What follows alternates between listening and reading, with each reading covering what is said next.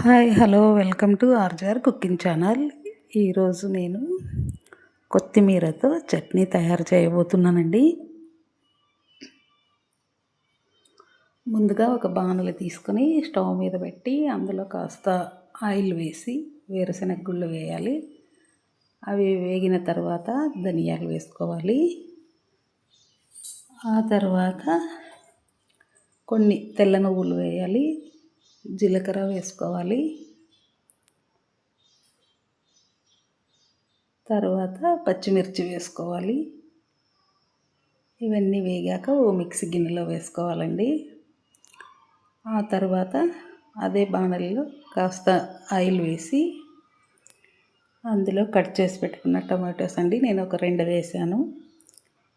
శుభ్రంగా కడిగి పెట్టుకున్న కొత్తిమీర వేయాలి. ఇది బాగా వేగాలండి. ఇది బాగా వేగిన తర్వాత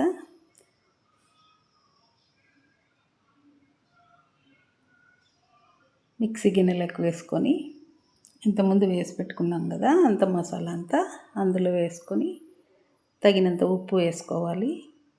వెల్లుల్లి రెబ్బలు వేయాలి. చింతపండు కాస్త వేసుకోవాలి. అన్నీ కలిపి మూత పెట్టుకొని మెత్తగా గ్రైండ్ చేసుకోవాలండి. తర్వాత అదే బాణల్లో కాస్త ఆయిల్ వేసి పోపు దినుసులు అన్నీ వేసుకోవాలి. వెల్లుల్లి రెబ్బలు వేసి ఎండుమిర్చి వేయాలండి, కరివేపాకు వేసి కాస్త వేగాక మనం ముందుగా గ్రైండ్ చేసి పెట్టుకున్న కొత్తిమీర చట్నీ అంతా ఆ మిశ్రమాన్ని అందులో వేసుకొని అంతా కలిపి బాగా స్టవ్ మీద కాస్త పెట్టుకొని వేపుకోవాలండి. రుచికరమైన కొత్తిమీర చట్నీ రెడీ అండి.